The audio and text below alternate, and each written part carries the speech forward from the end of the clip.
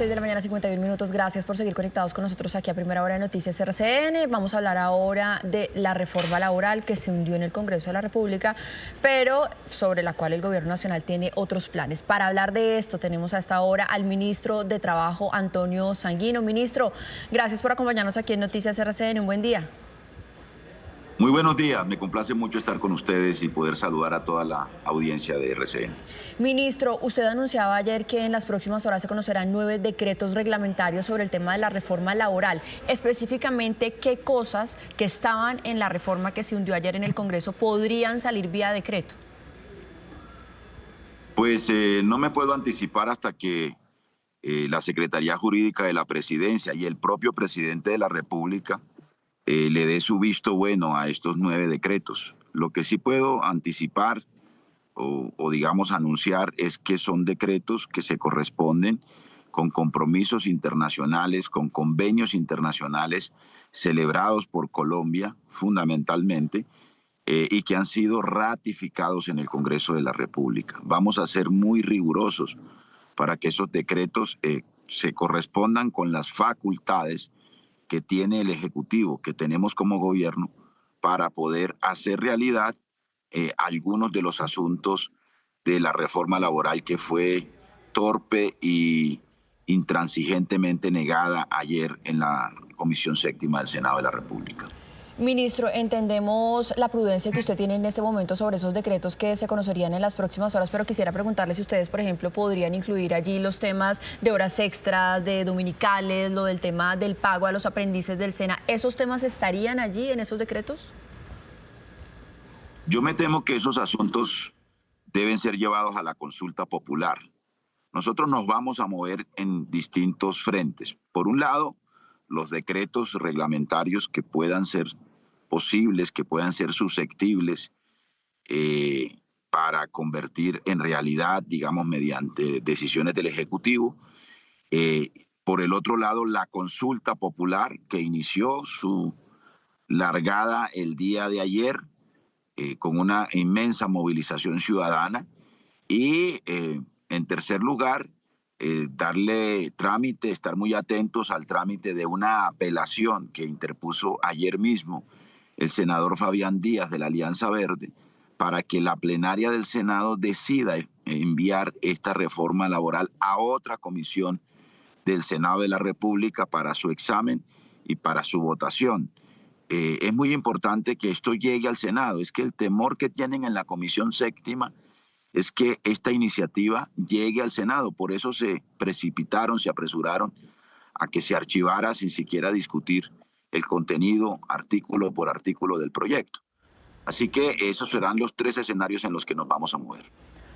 Ministro, hablemos de la consulta popular. Buen día, hablemos de esa consulta, de cuáles serían esas preguntas que ustedes quieren incluir. Se habla de 10 preguntas. ¿Qué nos puede decir al respecto? No, serán menos de 10 preguntas, pueden ser 10 o menos. Ya hemos avanzado, digamos, significativamente en formular un borrador de cuestionario que también lo estamos examinando con el presidente de la República. Será él quien le contará a los ciudadanos esas preguntas que estamos trabajando entre el Ministerio del Trabajo y el Ministerio del Interior y la propia Presidencia de la República.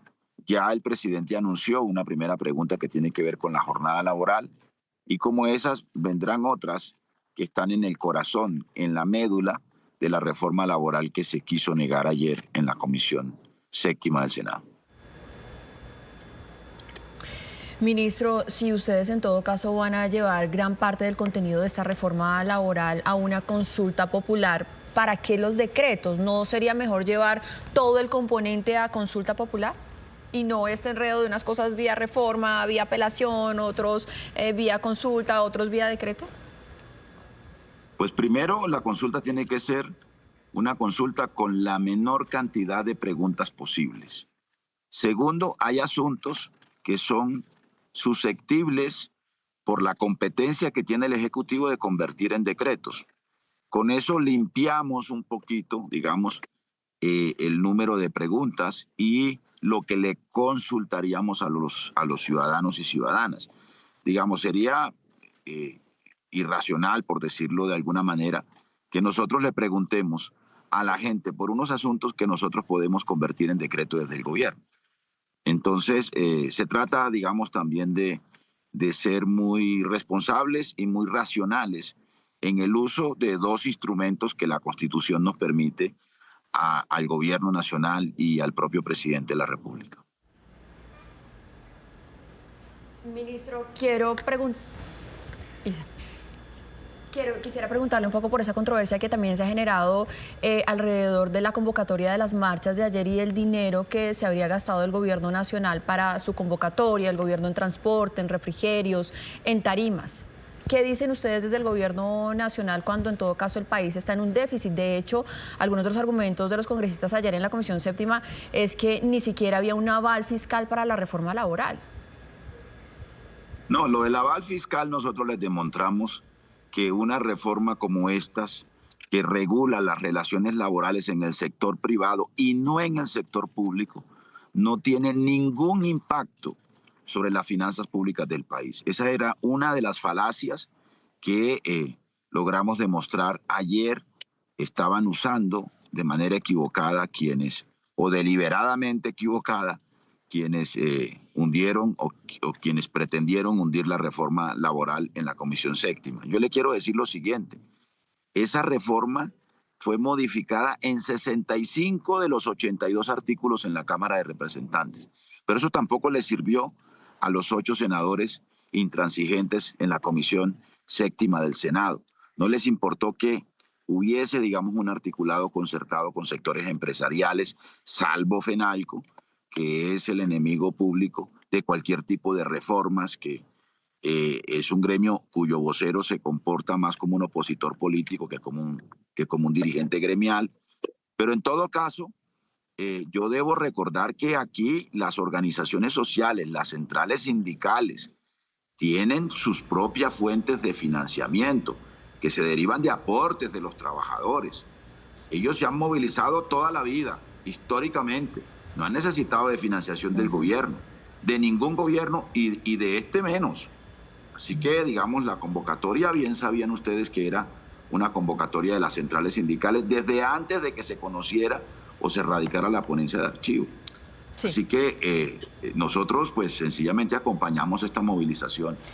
Sí. Que en su autonomía convocaron las organizaciones sociales. Ministro, es decir, para concretar, usted nos dice acá que la plata de ayer de las convocatorias no salió del bolsillo del gobierno nacional, sino que todo es de las centrales obreras, para las personas que están, digamos, discutiendo alrededor de esto y el debate. Esa es la información que nosotros tenemos. El ministerio no se gastó un peso, el Ministerio del Trabajo no se gastó ni un peso en la movilización del día de ayer.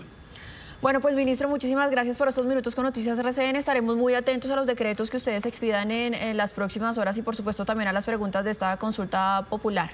Gracias por estar con nosotros. Un feliz día. A ustedes muy amables y buen día también para ustedes y para toda la audiencia de Noticias RCN.